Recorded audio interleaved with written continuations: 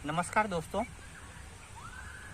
किसी माँ बाप का 17-18 साल का जवान बच्चा अगर किसी की छोटी सी लापरवाही, किसी की थोड़ी सी भूल, थोड़ी सी गलती से जो है वो बच्चा जो है अपने जीवन की जंग हार गया, दुर्घटना का शिकार हो गया। यह घटना उत्तर प्रदेश के किसी देहात के रेलवे स्टेशन की है।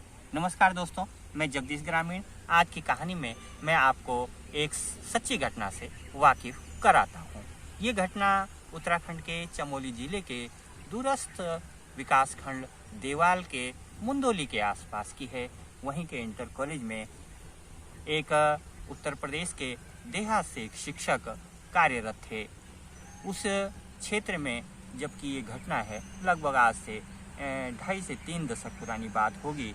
बिजली नहीं थी गांव में, लिहाजा सरकार की ओर से हर घर परिवार को सोलर लाइट प्रदान की गई। ऐसे में स्वाभाविक था उन गुरुजी को भी ये कहीं से स्वाभाविक रूप से किसी प्रयास से ये सोलर लाइट प्राप्त हो गई। गुरुजी ने सोचा इस सोलर लाइट को मैं क्यों ना अपने गांव यूपी ले जाऊं। बस उन्होंने अपने एक छात्र से जो उस समय इंटर में पढ़ता था उससे कहा कि ये सोलर लाइट मुझे तो फिट करना नहीं आता है, कैसे होगा। बच्चा था, गुरु का सेवक था और पहाड़ के बच्चे यूं भी अतिथि गुरु का आज भी बहुत सम्मान करते हैं दोस्तों। तो उस बच्चे ने कहा मैं आपके साथ चलूँगा। बस दोनों में इतनी सी बातचीत हुई और गुरुजी ने समय बता दिया कि कब चलना है। गुरुजी बालक के घर भी नहीं गए, बच्चे ने घर में खुद ही पूछा और दोनों जो हैं उस सोलर लाइट को लेकर के चमोली जनपद के देवाल विकासखंड के गांव से चले और वहां से हरिद्वार से जो है उन्हें जहां अपने देहात जाना था, रेलगाड़ी में दोनों ने सफ़र शुरू किया।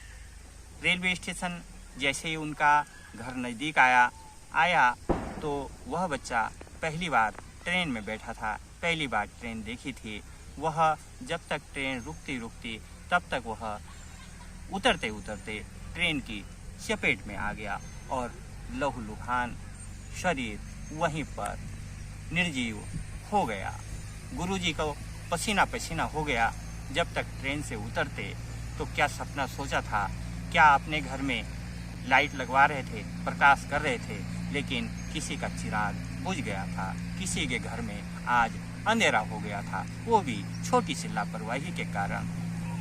खैर क्या हो सकता था, परिचितों मित्रों की मदद से पुलिस को फ़ोन किया, शव का पोस्टमार्टम कराया गया। उस जमाने ऐसी फ़ोन और सोशल मीडिया की सुविधा भी इस प्रकार नहीं थी। किसी तरह वहाँ से संदेश देवाल ब्लॉक के उस बच्चे के घर तक पहुँचाया गया। यहाँ से 4-5 लोग इकट्ठा हुए, वहाँ पहुँचे गुरुजी के घर पर। वहाँ फिर उस बच्चे का दाह संस्कार किया गया और फिर वो लोग वापस अपने गांव आए। लेकिन देखिए कि वो अभिभावक उन्होंने अपने हृदय को कितना कठोर किया होगा कि उन्होंने गुरुजी के प्रति कुछ एक शब्द तक न कहा। गुरुजी भी 1 महीने बाद जब अपने कार्य क्षेत्र में आए तो बड़े दुखी थे, कुछ कहा नहीं जा सकता था, उनके मुंह से शब्द नहीं निकल रहे थे, आंखों से आंसू बह रहे थे। लेकिन उसके पश्चात जब उस गांव में गुरुजी आए अपने मित्रों के साथ, उनके घर पर जाते हैं। घर पर जाने के बावजूद भी उनके परिवार ने, उस बालक की माँ ने, पास पड़ोसियों ने, किसी ने भी इस सब को जो है भाग्य के अधीन माना।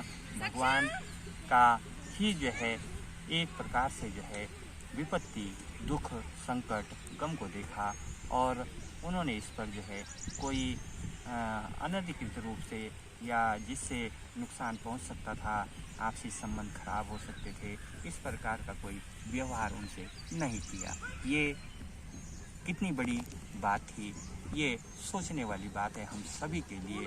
और साथियों, इस घटना को सुनाने के पीछे मेरा मकसद किसी का अपमान करना, किसी के दिल को दुखाना नहीं है, बल्कि ये बताना है कि हम छोटी छोटी असावधानी के समय कैसे जो हैं कभी जो हैं कितनी मुसीबत में फंस जाते हैं, कितना अनर्थ हो जाता है। हमें पग पग पर सावधानी रखनी होगी दोस्तों।